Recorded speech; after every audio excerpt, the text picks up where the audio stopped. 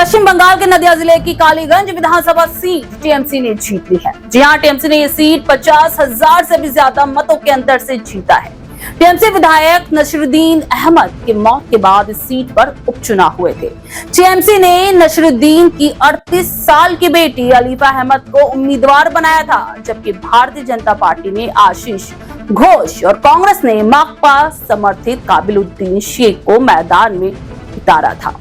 अलीफा ने बीजेपी के आशीष घोष को 51,334 वोटों के अंतर से हराया, जिससे टीएमसी ने इस सीट पर अपनी पकड़ बरकरार रखी। ऐसे में सवाल उठता है, क्या सीएम ममता बनर्जी का जादू अभी भी बंगाल में कायम है या मुस्लिम बहुल सीट होने से टीएमसी कैंडिडेट की जीत हुई है? कालीगंज सीट पर टीएमसी की जीत मुख्यमंत्री ममता बनर्जी के लिए कई मायनों में महत्वपूर्ण है। कालीगंज में 19 जून को 60.32% मतदान हुआ। खास बात यह है कि 2021 की तुलना में कम था। कम मतदान के बावजूद टीएमसी की जीत ने साबित किया है कि ममता का जनाधार अल्पसंख्यक और ग्रामीण वोटरों के बीच अभी भी मजबूत है। अलीफा को नसरुद्दीन की विरासत और ममता की लोकप्रिय योजनाओं जैसे लक्ष्मी भंडार और स्वास्थ्य साथी का लाभ मिला। प्रचार के दौरान ममता ने स्थानीय विकास और सामाजिक कल्याण पर जोर दिया, जिसने मतदाताओं को अपनी तरफ आकर्षित किया। बीजेपी के लिए एक बड़ा झटका है, एक बड़ी हार है।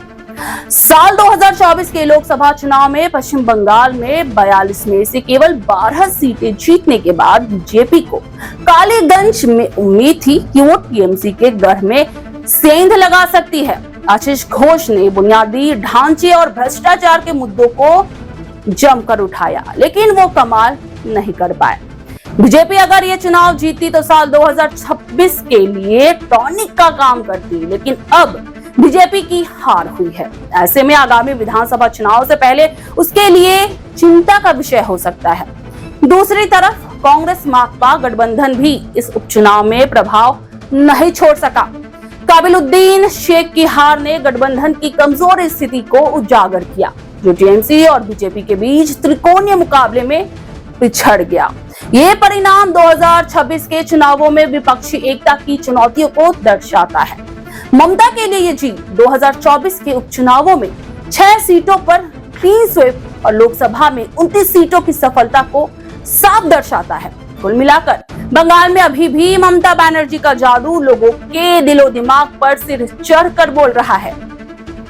टीएमसी की क्षेत्रीय ताकत और ममता की रणनीतिक कुशलता आने वाले चुनाव में भी इसी तरह बरकरार रखने में कामयाब होता है तो ये बीजेपी के लिए खतरे की घंटी हो सकती है। हालांकि कम मतदान और स्थानीय मुद्दों जैसे टूटी सड़कों पर असंतोष भविष्य में चुनौतियां पेश कर सकते हैं। फिर भी कालीगंज की जीत ने ममता को साल 2026 से पहले मनोवैज्ञानिक बढ़त दी है, जबकि बीजेपी को अपनी रणनीति को एक बार फिर से विचार करने पर मजबूर कर दिया है। खैर, आप इस बारे में क्या राय रखते हैं, हमें कमेंट सेक्शन में जरूर बताएं और देखते रहे सुपर न्यूज़ 24। क्या आप बनना चाहते हैं एक प्रोफेशनल ब्यूटी एक्सपर्ट? तो अब आपके लिए है एक गोल्डन अपॉर्चुनिटी जो बदल सकता है आपका करियर और आपकी जिंदगी। Rubina Kazi salon and academy एक ऐसा नाम है जो आपको दे रहा है professional training, beautician, skin, hair, cosmetology के हर कोर्स में।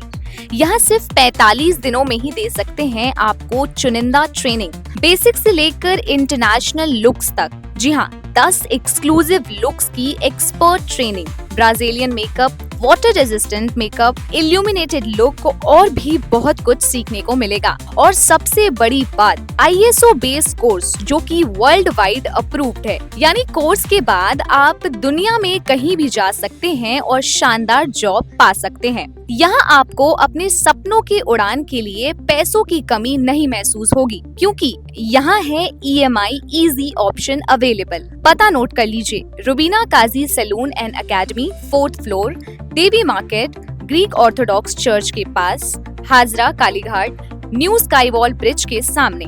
तो इंतजार किस बात का, आज ही जुड़िए रुबीना काजी एकेडमी से और बनाइए अपना फ्यूचर और भी ज्यादा ब्राइट। सीट सीमित है, तुरंत संपर्क करें इस नंबर पर।